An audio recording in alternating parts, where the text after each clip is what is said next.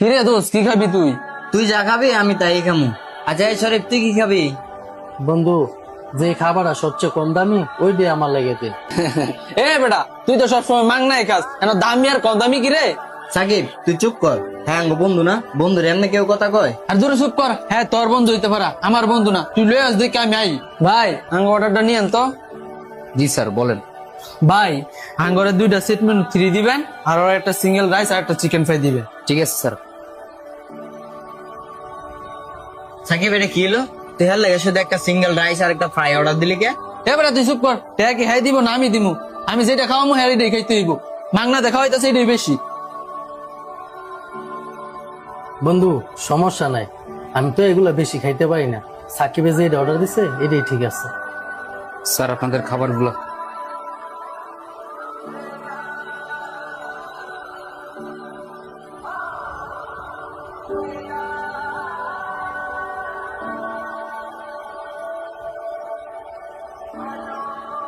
বন্ধু আমার তো ঠান্ডা লাগবে রে। আচ্ছা আমারও তো লাগবো। এ ভাই 3টা ঠান্ডা দিয়েন তো। এ বেটা 3টা কাল লাগে, আমরা দুইজনে খামু। এ বেটা শরীফ আছে না, শরীফ খাইতো না? হ্যাঁ ঠান্ডা খাইবো। হ্যাঁ ঠান্ডা কেমন লাগতো না? হ্যাঁ ঠান্ডা খাইলে আবার ঠান্ডা লেগে দেবো গা। এ সাকিব তুই শরীফ হলো কি শুরু করলি? হ্যাঁ বড় লোক হোক আর গরিব হোক, দিন শেষে তো হ্যাঁ আঙ্গ বন্ধু। হ্যাঁ তোর বন্ধ হইতে পারে, আমার না।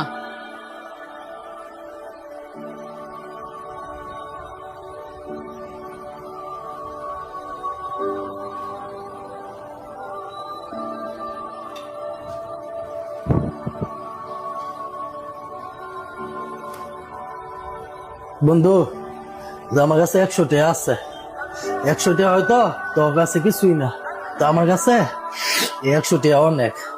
আমার যেহেতু বন্ধু সামর্থ্য নাই, লগে নেক্সট টাইম আমার কোনোদিন রেস্টুরেন্টে লয়ে আইসি। শুধু শুধু অপমান হওয়া দরকার নেই। ভালো থাকিস বন্ধু তোরা। সাকিব তুই যে শরীফ হলো খারাপ ব্যবহারটা করলি, তুই কি হ্যার বিষয়ে কিছু জানস? আগে কিন্তু হ্যাঁ গরিব ছিল না। ধুর বেটা কি কস? কি কই তাইলে শোন, শরীফের বাসায় 2 বছর আগে অ্যাক্সিডেন্ট হয়। এরপরে তার উনি চলাফেরা করতে পারে না। তারপরে শরীফ একটা রেস্টুরেন্টে ওয়েটারের কাম করে, যা টাকা বেতন পায় ওই টাকা দিয়া ওর বাবার চিকিৎসার খরচ আর ফ্যামিলির খরচ চালায়।